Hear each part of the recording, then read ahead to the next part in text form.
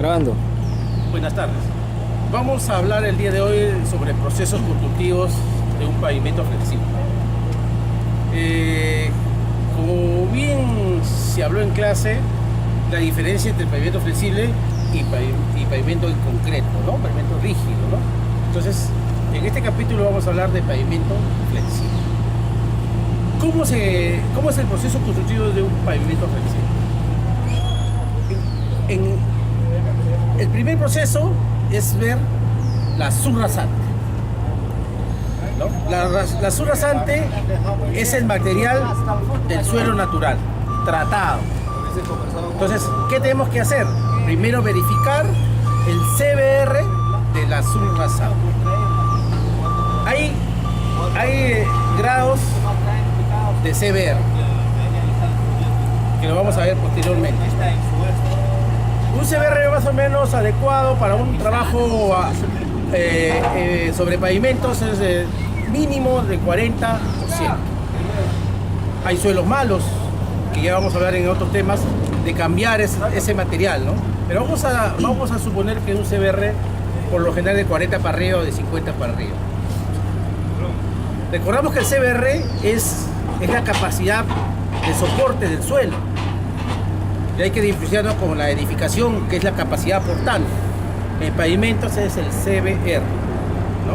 Es una palabra en inglés, ¿no? Comenzamos con esa cualidad de soporte, que es del CBR. En este pavimento, la subrasante es de óptima calidad. No ha tenido que hacer otro tratamiento, ni con otros aditivos. El mismo suelo se ha trabajado. Entonces se ha trabajado ese suelo, ¿no? Se ha escarificado, se ha mojado y se ha compactado. La subrasante. Entonces en esa subrasante se ha hecho la prueba de densidad de cambio para ver el grado de compactación. 95%, ¿no? De acuerdo a las explicaciones técnicas del expediente. Entonces ese sería el primer paso. Trabajar la subrasante. El segundo paso es trabajar la subbase. En este caso, de esta obra, la subbase es de 20 centímetros, ¿no? Ya hablamos en el salón, ¿no? De qué está constituida la subbase, ¿no? De qué está constituido, de afirmado, ¿no? Y de agua, ¿no? Porque para que se compacte eso, ¿no? Y después viene la compactación con un rodillo vibratorio liso, ¿no? Para que mediante los golpes que da progresivamente se vaya compactando y a la vez quitando los vacíos, ¿no? Cuando no hay vacíos, ¿qué significa? Que hay una buena compactación, ¿no? En este proceso de todo esta longitud, que son más o menos 500 metros lineales, ¿no? Entonces se ha hecho este proceso. Ha venido el afirmado con una motoniveladora, lo ha esparcido el material, ¿no? Han echado agua con una cisterna de regadillo y de nuevo se ha batido con la moto en todo este recorrido, ¿no? Con la motoniveladora. Al comenzar a batir la moto, con el afirmado con la moto, se llega el material a uniformizarse, a concentrarse con el agua y a unirse el agua con el afirmado y dar una textura uniforme, ¿okay? Homogénea, donde el cual ya lo extiende para llegar al nivel de plantilla, porque acá también trabaja la topografía.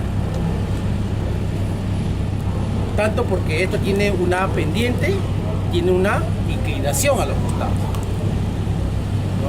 Entonces, a base de esa topografía se extiende el material. Al extender el material con la moto al nivel de plantilla, ¿no? Ya viene después el rodillo vibratorio.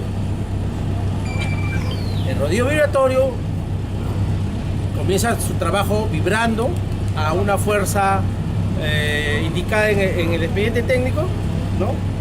Hasta que se llegue a consolidar esto.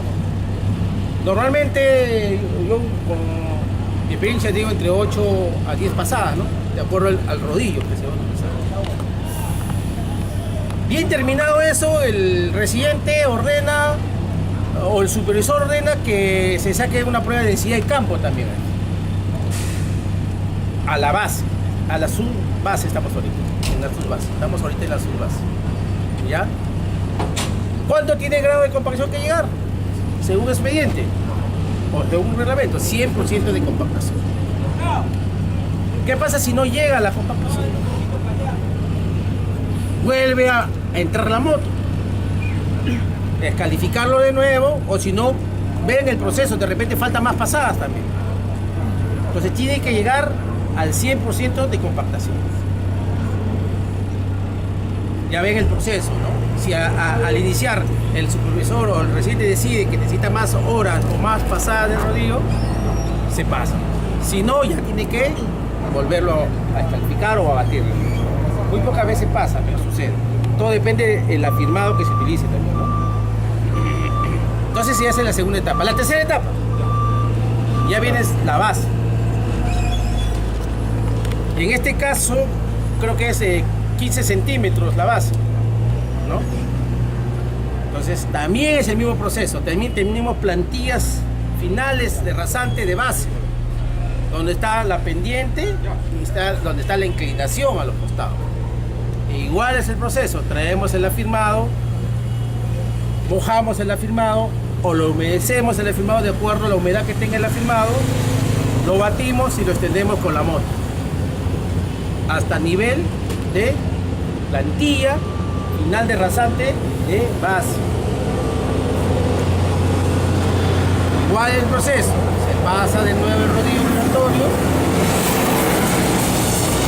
hasta llegar a la compactación deseada, ¿no? Se verifica al final de la compactación la densidad de campo, llega al 100%, se hace una vista, un recorrido a todo el pavimento, ven algunos, de repente quedan algunos huecos, ¿no? Se resanan esos huecos, ¿no? De repente a veces en algunos sitios, si trabajas en una pavimentación donde es una urbanización, de repente un vecino ha mojado el pavimento, la base, tienen que cambiar esa porción de húmedo y así. O sea, no es solamente compactarlo y ya listo, tienen que ustedes inspeccionar de nuevo todo el camino, caminar, porque por ahí de repente hay algunas cosas, ¿no? que pueda suceder, ¿no? No es de frente ya compactado, llegó al 100% y imprimar, ¿no?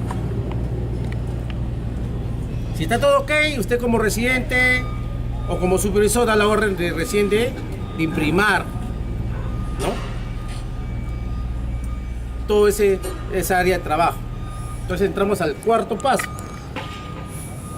que es la imprimación. Ahí sí hay muchos acápites para tocar, ¿no? ¿Qué utilizar, no? Nosotros tenemos un expediente técnico de un proyecto. Ahí nos va a indicar qué tipo de imprimación vamos a requerir en esa pavimentación. Puede ser curado rápido, lento, o tipos de pena a utilizar, ¿no? Y todo se debe al clima, al lugar, a la altura donde están, ¿no? No es igual pavimentar en Lima como pavimentar en Huancayo, como pavimentar en la selva. No es igual.